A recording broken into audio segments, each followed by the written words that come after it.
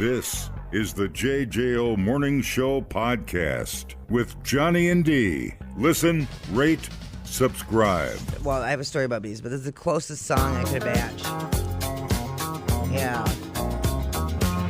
I'm going nowhere. The Bee Gees. Somebody help me. It's the rhythm you're supposed to do CPR to. Okay, so anyway. Really? Yeah. I've never heard that before. Yeah, it was on an episode of The Office. So and that it's beat? actually, yeah, staying alive. Compression. Oh, okay, Yeah. that's cool. Yeah, it was on an episode of The Office, and it's literally saved like 4 people's lives. That's going to be sad if the person I don't save the life of is hearing the last thing they hear is me singing out of key, staying alive.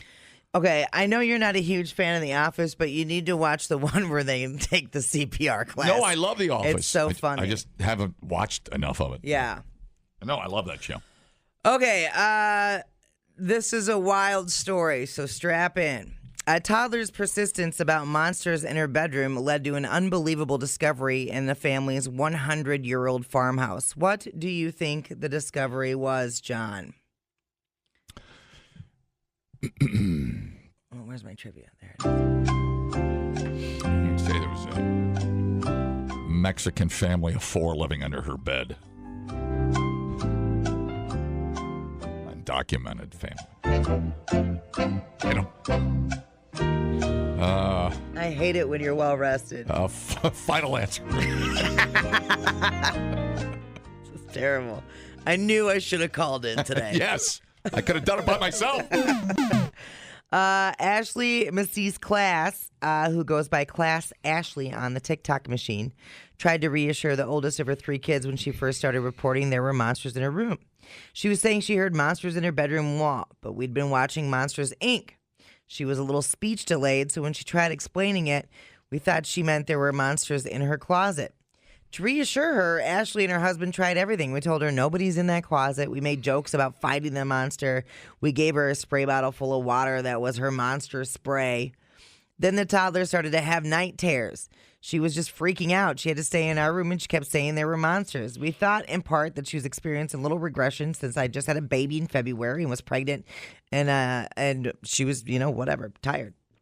A few weeks ago, Ashley and her husband noticed a few bees entering their attic. Oh, jeez. Since they lived in a 100-year-old farmhouse, they decided to get ahead and call a pest control company.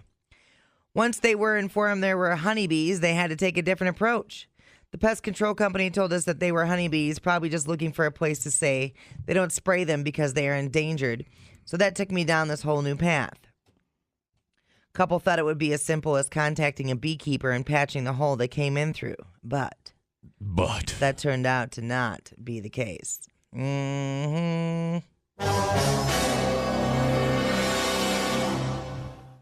Beekeeper after beekeeper was like, no, they're not in the house yet. They drilled up a hole in our attic, said they didn't see anything. It wasn't until a beekeeper actually sat there and observed that he was like, okay.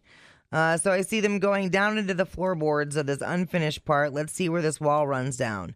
Underneath there directly is my daughter's room. Uh-oh. The beekeeper came prepared with a thermal camera to assess the situation, Oh, no. but no one could have predicted what they would discover. Family of 5. At first, I thought it was a body. I was like, what is that? And he says, I think it's a hive.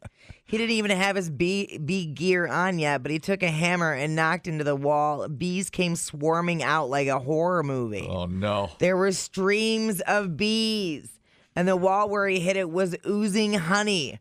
But it looked like blood because it was really, really dark running down my daughter's pink walls. Freaking kidding me? The beekeeper acted fast, shutting the door and getting into his gear. He informed Ashley that they had to open up more of the wall to understand the extent of the situation. He opened up the wall, and it was one of the biggest hives he's ever seen in his 40-year career. Eesh. 50,000 bees swarming like crazy in my daughter's bedroom. It was a nightmare. They were dropping honey everywhere, all over her stuff. The first day, the beekeeper was able to remove 20,000 bees and 100-pound chunk of honeycomb. 1,000-pound chunk of honeycomb. 100-pound and 20,000 bees. That's got to be a record, doesn't it? We sealed out the room and he came back the next day. He took out another 20,000 bees. Now the hole in the wall is covered by plastic and we still keep getting bees coming in. Now we're a bee factory. We think there are another 20,000 bees. So he's coming back, anticipating removing another 20,000. Ashley made sure to let her daughter know that the monsters were being taken care of. We told her, we found the monsters. You were right. Then we introduced her to the beekeeper, and she was like, no, he's a monster hunter. So she called him Mr. Monster Hunter for the rest of the day, which is pretty cool. Beekeeper even showed her not to be afraid. He let himself get stung so he could let her hold one and not be scared and all that, right? She saw the huge bee box and heard the buzzing and was like, absolutely not. Still a lot of work to be done. It's about $20,000 in damage. So they have to seal everything back up and patch the tiny dime-sized hole that they got into. That's so wild. 20,000 at a time. Listen, so yeah, about 50,000 bees. They could have swallowed her, entombed her like the Alien movie with the little girl that had the wrist locator on. Yeah. Where's our daughter? So they did find the queen, and they moved the bees to a bee sanctuary. The queen was the size of a midget. Yeah. We've had a couple of thousand that died because their queen is no longer here, so that's sad. Oh. We've been leaving the window open, hoping the remaining ones fly up, and many will die without being able to smell the queen. No kidding. Yeah, isn't that crazy? That is crazy. So, I mean, they saved 50,000 of them, so what are you supposed to? That's amazing. There for a minute when you said 50,000, I thought you were pawing my leg. You need to buzz off. I'll just wing it. Oh, that's fantastic. That one stings. Okay, hold on. Then I posted the story, and other people were sharing their bee stories. Don't talk to me anymore today. I want to be alone with my thoughts. Oh my God, that happened to a friend of ours. He heard something in the wall and started pushing on it, and his hand went through the drywall, and he pulled it back out, and it was full of like, bees. This is delicious. It's a haunted house full of honey. That's insane. I was at a house in Janesville years ago. The homeless lady said she heard a low hum for years. They thought it must be the lady whose home it was. That was your mom. They thought it was electrical, but nobody ever found anything. Then the drywall started looking wet inside the house, and it was honey oozing through the drywall. How crazy. I mean, you know, if you've got a bee problem, make honey. I mean, you know, I don't know if that qualifies. Forget that. Yeah. You know. Oh, man.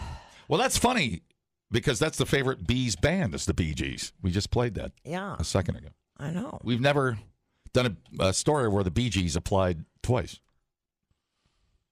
So I'll always remember this. We'll always have that together. I'd like to have less together. How do we do that? I'll leave. Dumbing down your smartphone. One podcast at a time.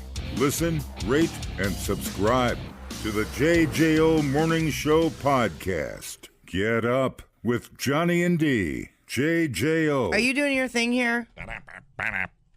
Yeah, what are we doing? Didn't you want to do your bingo thing? Oh, yes. Yes, I did. All right. I filled out my Mifflin Street block party bingo card on Friday, and we put it in an envelope. Mm-hmm. And then said we're going to open it, and we'll see how many, if I can make bingo. Okay. So open. So I should do this first before you read the story. You should open your envelope. All right. You want your music? Yes. I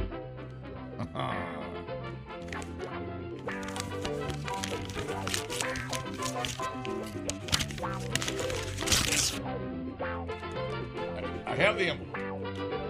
Jesus Christ. I have the Mifflin Street Block Party bingo card I filled out on Friday. We're going to see how many we've matched going into before the party Saturday, which turned out to be a disaster of somewhat. Yeah, kind of. I don't know if it's any better or any worse, but I mean, you know, all the things you expect happened, I guess. I had, and starting in the top left of my bingo card, porch collapse Oh, yeah, every year. Okay. And then in the middle center top, I had gunfire. Yeah. Right top left, I had, this is a weird one. And I don't know if you can verify it. You'd have to drive down there. Piss River. Oh, yeah, I can't verify that. Can we assume there was a Piss River? Sure. There's a little rubber duck floating down the Piss River. And then in the center left, I had Chase and Tase. You're missing some spots. Well, no, and then in the middle, I had free alcohol space. Oh, you got 3 by 3. Yeah, it's 3 by 3 by 3. That's not a very hard bingo card. Dude, pretty easy to get bingo on I'm that. hoping to sound like a Nostradamus here. You know, I want to hit one. Okay. So then in the middle left, I had Chase and Tase, and then the center bingo was free alcohol space, and then I had Punch a Police Horse. Oh. Don't know if that happened. And then in the bottom left, I had tear gas. Oh, jeez. Don't know whether that happened. We're going to find out. And then in the bottom left, just because it's ideal in reality, I put sexual assault. Oof. God. And then in the bottom right, I had car fire. Okay. So porch collapse, gunfire, Piss River, Chase and Tase, Punch a Police Horse, tear gas, sexual assault, and car fire. All right. All right. Here we go. Are you ready? Let's see what we did. Now let's play Mifflin Street Bingo Party. It's less of a bingo card and more of a bin card. Because you just have I didn't do it. BIN. My follow through sucked, but it was It's okay. Friday and I wanted to go to the bar, so I didn't. I didn't do a whole. No. We can work with this. All right, I'm going to highlight with my yellow marker if I hit anything. Do you have a yellow marker? Yeah, I do right here. Oh. All right. So give me the good news. Who's highlighting anything in here, for Christ's sake?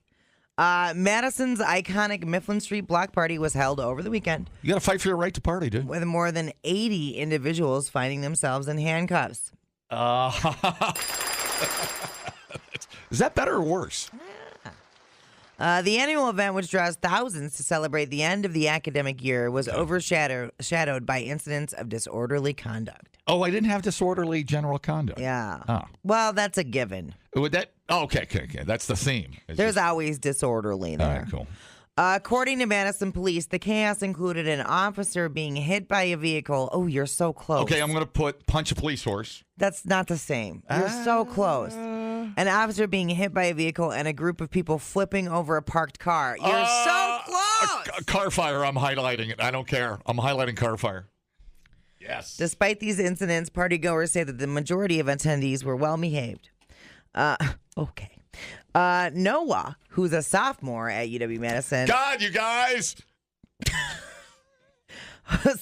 Hosted one of the gatherings on Mifflin Street. You guys want to go stand over there in that piss river? God. I did not hit that button. Are you serious? Yeah. I didn't hit that button. Oh, dude. Anyway. The ghost of Andy Witt is in here pushing buttons right now. Yeah. I can't believe So it. Noah, who hosted one of the gatherings, says his goal was to maintain a positive I atmosphere. thought that was a girl, not a guy. Sorry. It might be. I thought you just said he. Oh, whoops. Oh, yeah. It says his goal. Sorry, We're Noah. assuming genders. Yep. It's a big community effort. I've seen people cleaning up and having trash bags, and it's really helping a lot to make sure the neighborhood stays clean. All right. Safety was a big factor in our hosting, and we tried to make sure everyone was friendly and trying the best we can to spot out people who might be more dangerous. How you doing that, Noah? However, not all attendees followed the rules at other house parties. Video footage captured a group of individuals flipping over a car. Yes. Vehicle's owner has launched a GoFundMe campaign to cover damages, which mentions that they are infuriated and have a mix of emotions on what happened. Obviously, there are some students that go way overboard, said another sophomore. I don't think their actions should be put on the student body because most people are just trying to have a good time. The bulk of arrests were related to minor alcohol-related offenses, with at least 6 individuals being booked into Dane County Jail. Anybody get their neck kneeled on? No, just wrote them a ticket. Yeah. The driver of the car that hit the Madison police officer received 4 citations and remained on the scene. The officer sustained minor injuries and was taken to the hospital. Why they let somebody drive? You can't drive there. This is the largest Mifflin Street block party since the pandemic. Okay, now let's go to another news source. All right. Yeah, I So feel like let's see. no porch collapse. I'm shocked. There was. Oh, there was. Yeah, but they didn't mention it in that one. I'd be disappointed if 30 kids didn't go flying through the air with the greatest of ease. Yeah. Okay, I'm going to highlight that. See. I need gunfire. If I get, oh no, Free alcohol. Dude, I completed my bingo. Porch collapse and car fire. Oh, okay. Yeah, Police, fire, and EMS responded to a home in West Mifflin Saturday when the front porch partially broke. All right. Okay. Thank you. I needed that one on the bingo card. Yeah. I do not have a horse punch. So when you think of Mifflin Street, hey, let me ask the question I ask every year. Hey, it started as an anti-war protest in '69. Yeah, totally. And I think were people pretty cool. And then it got bad. Then it kind of got better. Yeah. Because when you were protesting the NOM, yeah, they weren't burning cars, were they? No. I've seen pictures, and by the way, back in the day, dude, there used to be 12,000 people down there.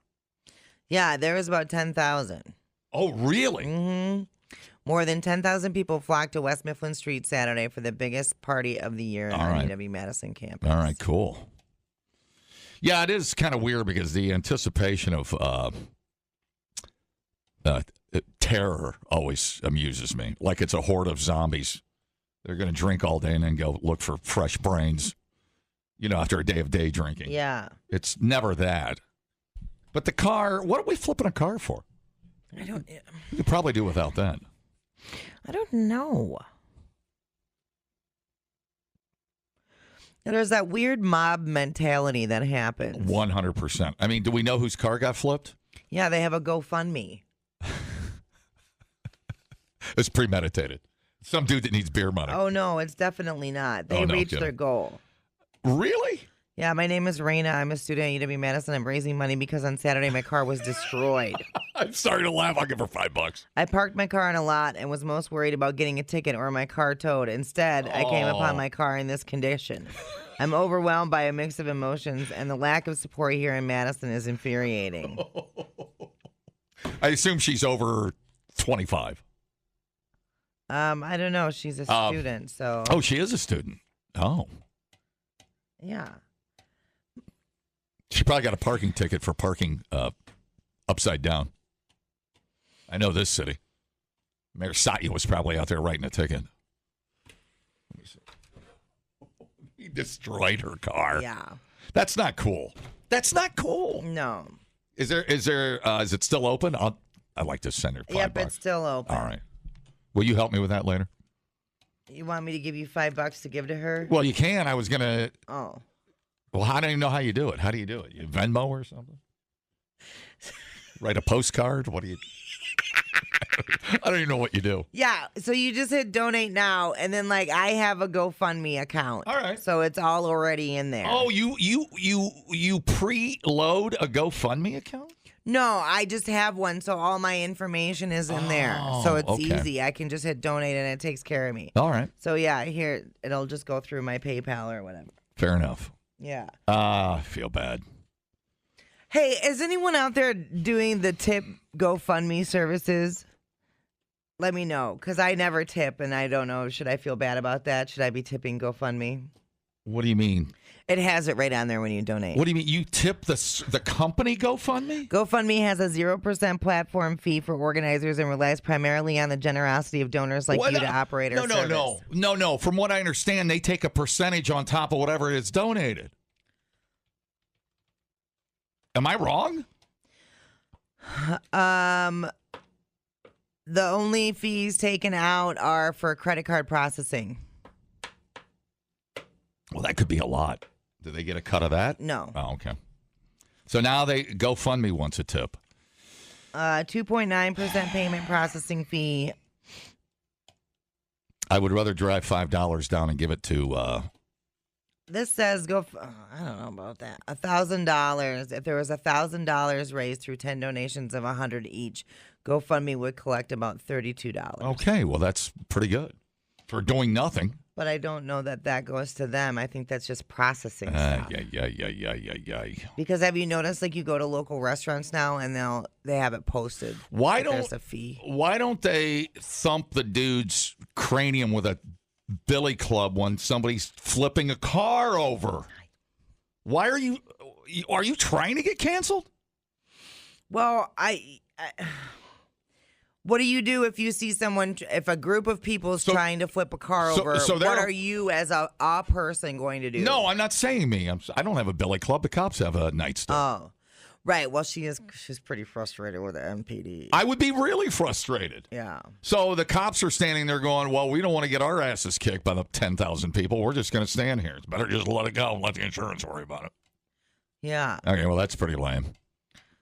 Am I the only one that thinks the cop ought to thump heads?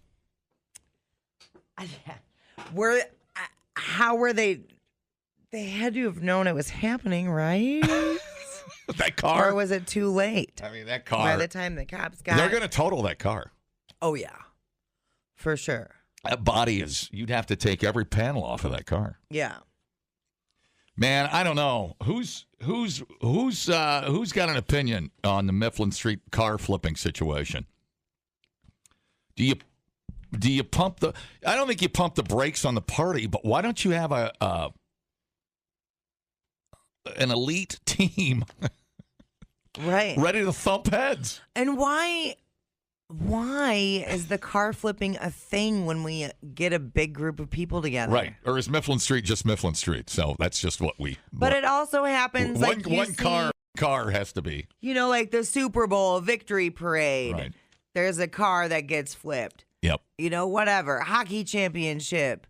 You name it. Any sort of massive protest. And cars are getting flipped. We must sacrifice that Toyota Corolla to the gods of Mifflin Street. And how do they pick which car they're going to flip? That's a great question. It's a smaller compact. You know? Remember when I lived on Doty Street, about 6 of us picked up that lady's VW and moved it down the street. Yeah. We didn't destroy it, didn't hurt it, didn't scratch it, but we picked it up and moved it, and her reaction was priceless because she called the cops. Anyways, but flipping a car, I mean, we're talking about way over the top behavior. Yeah. I mean, isn't that why I pay my taxes, so the cop thump heads when they're trying to flip my car over? Yeah. I mean, I hate to sound like a freaking old boomer guy on the radio, but are you supposed to leave town? Now you can't park? Now you can't park somewhere? And stay in your house? Was she the only car in the lot? I don't know. I mean, not that it meant. I'm just wondering. I wish I would have put flip car instead of car on fire. I know. You were very close. It was so close. No, are you sure no police horse got punched? I could not find a story about that. I don't think... I feel like in this city, over the years, is a couple of homers observing the malfeasance going on at Mifflin. I feel like it's not us, so we don't care, and it amuses us. It's like, oh, well, you know, it's like, you should have left town, should have got a hotel. Shouldn't have your car within 3 blocks. Yeah. I mean, if you're on Mifflin Street, should you expect property damage? And why wouldn't you steer your insurance company to the city lawyers and say, look, gosh, nobody stopped 10 drunk assholes from flipping my car over? I mean, it's not like, this happened in an abandoned parking lot. Right. Out by the airport. There had to have been people that seen it. There were 10,000 people there. Right. I don't get that one. Nobody cares. Yeah, there was a quote here. Let's see. I guarantee you when somebody started seeing a car get flipped, everybody ran to the flipping of the car. Don't you think? Hold on a second here. I have a great quote. All right, so who is this from? Madison Police Central District Captain Mike Hansen. Okay. As far as keeping the Mifflin crowd under control, Hansen says they used the Madison method. Smoke a joint and kick back and wait till it's over. We try and assess the crowd early by engaging with them. That's called the Madison method for how we engage with any crowd or protest. And that's it? The underage drinking is hard to miss on Mifflin Street, but Hansen says his officers are focused more on safety than handing out tickets. Yeah, see? Yay. What if there were 3 cars flipped? What do you got? What's the over-under? 5 cars? Listen, the medicine method, we're going to go talk to him about it, okay? Oh. I feel like when I get a ticket next time in the Beltline, I'm going to say, officer, I feel like you're not using the medicine method. I feel like you're overextending your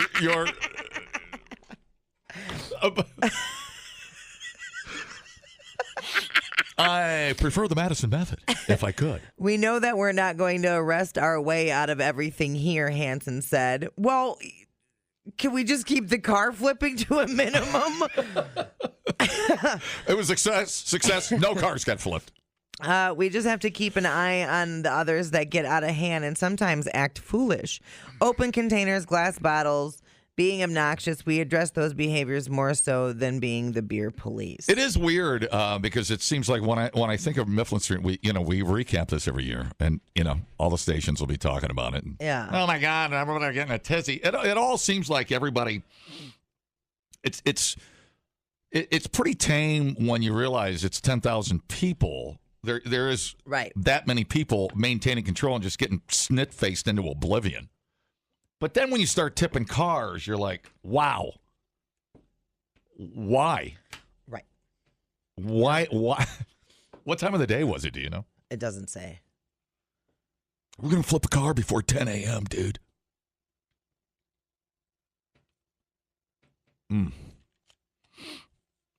Yeah, man, it's so funny because I go to you go to a rock festival or a country festival, and everybody gets just wrecked, and boobs are flying, and everybody's having a good time out drinking Mifflin Street 3-1. Nobody's flipping cars over. I don't know what to tell you. I don't know how it happens. I get the city lawyer hung up. Thought I had the city lawyer on the phone. I don't think so. Yo. That's Wisconsin. You're gonna get drunk. It's a car. You're gonna flip it over. It don't matter. That's it. Something must be tipped. We've been overthinking this. It's like Tommy Boy. Well, what you do is you get down on all fours and you put your shoulder into the shank. And they'll tip right over. It's just like that. What would John Belushi say? I don't know. Togo. Does anybody I do think recreate? it's relatively. You're right. For that many people, that's a minimum amount of arrests and being booked into Dane County. 80 people? Only 6 people were booked into the jail. Right. So you just getting a written. Do you know how much a beer ticket is? An open intoxicant. Yeah. Would that be over the sidewalk? Would that be into the? I don't know. And can you not? I just wonder if they're IDing people. Anyways, I About I don't know. $100. I don't know. I'm cool with that until you got to pay insurance. All the people that pay insurance are like, no, down with Mifflin Street. Yeah, I feel bad for the girl, but she got her $5,000 goal. So That's cool. the GoFundMe link is up on the It's funny because I can't tell if that WKOW. I can't story. tell if that car is new or used because it's destroyed. Yeah. I mean, I'm assuming she was just asking for $5,000, I think, for a down payment on a car. So she did the GoFundMe or somebody else did? It looks like she did it. So Yeah.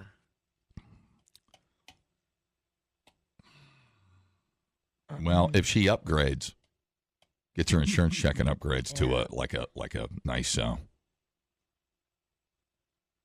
a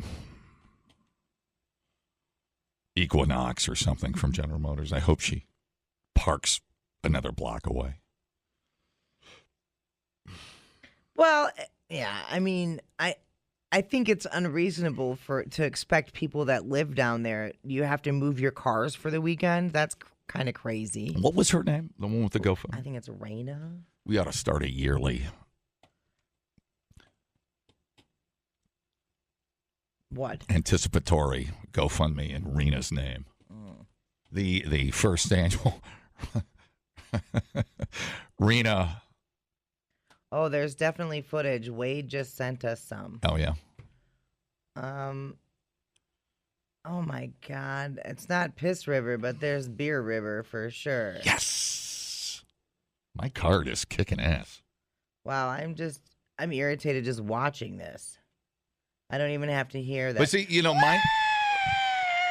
minus the car flipping, I mean, It's pretty good. it seems okay, Yeah. Besides, people on a deck, I mean, that's your at risk. You're that's like no lifeguard on duty. People in trees. Man, I wonder how many people got an STD that day. An STD? Think there was some boinking going on? Oh, yeah, dude. No kidding. Should I put that under sexual assault, or is that consent? That's consent. It's different. Have you ever got car flip effed up? No. Okay. No. I'm trying to think if I've ever. I'm going to bed, dude. At that point, I'm going to bed. If I. See, our clock is, our clock start. We do tailgaters. It's at first Bloody Mary and shooter at 8 a.m. Yeah, I'm usually done at 3 o'clock. Yeah. So I don't think Right. car tipping starts till dinner time. No, dude. I mean, what if the owner of the car was there and he comes out and goes, "Hey, officer, it's my car. How about it? How about you start the? How about we fire a warning shot off and see what happens?" Madison method. That is not the Madison method, dude. Sounds like a birth control move. The Madison. Yeah, rhythm method, Madison method. That's fantastic. Christ almighty. Why have I never heard of that before? I don't know. That That's must the be first time I heard of it. Internal terminology at the Right. at the police house. The Madison method. He's going to regret sharing that. Don't overstep your boundary, sir. I prefer the Madison method. I pay my taxes here in Dane County. And by the way, do you know who I am? Can you give me the Madison method? It clunks me on the head. You don't qualify. I heard you talking about us. You don't qualify. Hi, how's it going? Hey, there's a story on 27 News about that this morning. Yeah. They showed the video. They showed the video of it, the people flipping their car over. And was it isolated, or were there a lot of people around the flipping of the car? Well, I wouldn't say there was 10,000 people there, but there was quite a few. Okay, and how do you? There's somebody Oh, videotaped there's the it. video of it, yeah. What is your take on the standing by and watching the car get destroyed? If you're a drunk college student or a cop, No cop. thumping.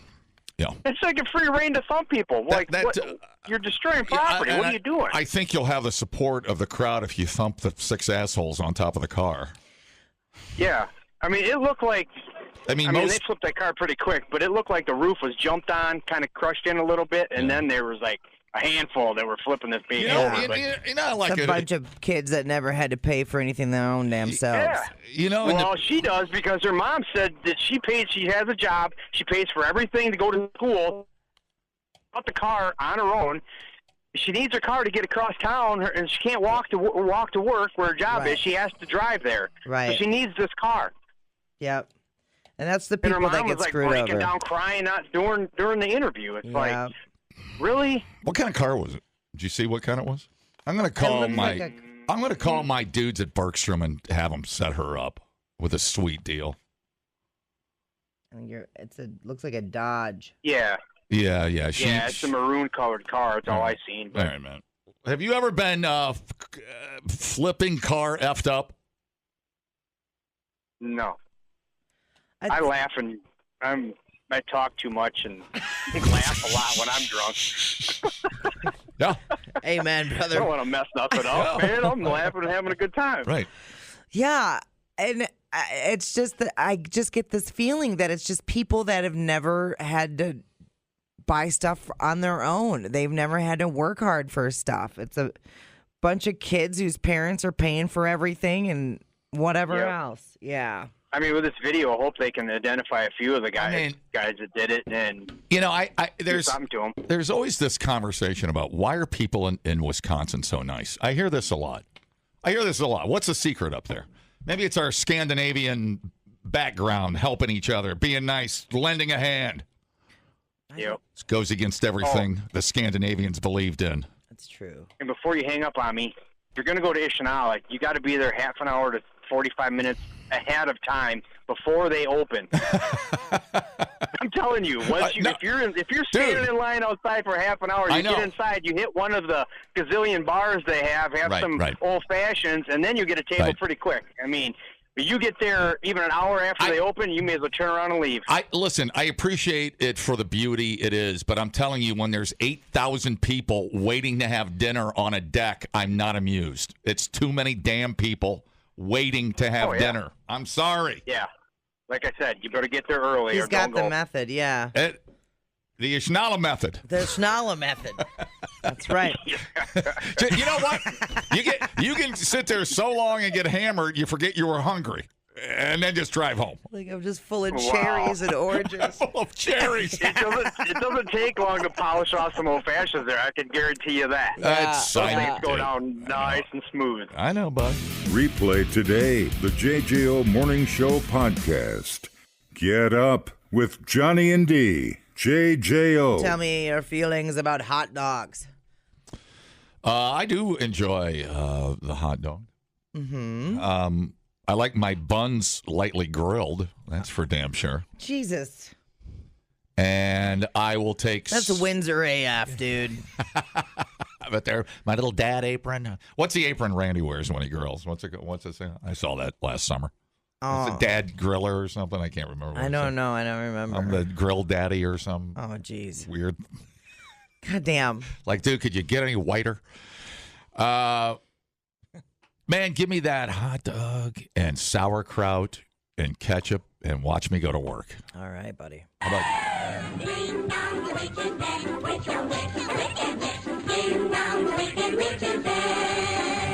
Okay, well, hot dogs saved a guy's life in Omaha on Friday. Well, with the tornadoes? Yeah. No kidding. PC2, NATO destroyed his house. But he was out buying hot dogs at a gas station when it happened. So random. Here's the Jason fella talking about it. You know, I was at the gas station getting hot dogs, and it saved my life. So hot dogs saved my life. You know, count your blessings. Be glad there's no fatalities in the neighborhood, I heard, and family's safe. Stuff can be replaced, but family's everything. Dude, if there's not a hot dog maker all over this dude right now as the new spokesman for here's your opportunity. Ballpark Franks, I have never seen a primer opportunity. Unbelievable. Yeah. See, I think about that stuff too, though. Like, yeah, Oscar Mayer ought to donate. Yeah. $50,000 to the effort. 30 seconds can make such a big difference. Oh, sure. You know, I was listening to Dateline, and this girl got taken, and if she would have left the house 5 seconds later, 5 seconds earlier, she never would have crossed paths with this guy. Like, it's wild. Oh, yeah, man. Sure. Timing just, man. Yep. And he was just had a hankering for a hot dog. Well, I'd give him a lifetime supply of hot dogs. Yeah. And buns, steamed buns. How many hot dogs do you think you could eat in your lifetime? How many have I eaten in my lifetime? No, how many do you think you could eat? If you were given all the hot dogs you could eat in a lifetime. Man, would I... And then some Ozempic to go with it.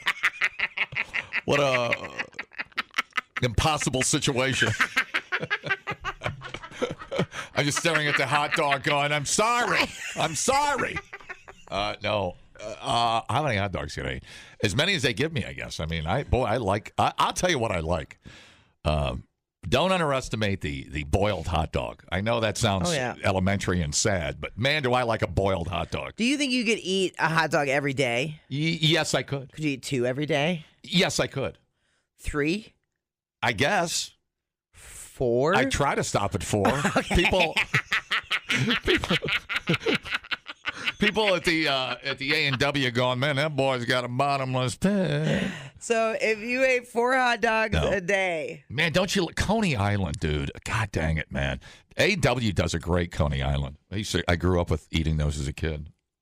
So if you did Okay, here's the hard number. 4 hot dogs a day every day for a year, and then you were like your lifetime of hot dogs was 20 years, you're putting down 29,200 hot dogs. Oh, all that Nitrates. all that chili powder rumbling around in my stomach. It looks good on paper. I mean, I don't know if I could pull it off. Man, give me a bag of Lay's potato chips and I could probably do 1 hot dog a day. or a Funyun and a hot dog a day. I guess I could. Some days I could probably do 2. I don't think I could do 4 hot dogs a day. I think that's... I mean, if I didn't eat breakfast and I ate a dinner every day, I guess I could eat hot dogs every day. Yeah. I could eat sushi every day. I can eat Italian every day. We had, what do we have? We got DoorDash from Noodles, that Japanese noodle pan. Japanese pan noodle. Oh, my God, was that delicious. Yeah. With that steak, cuts in there. Oh, my Lord, have mercy.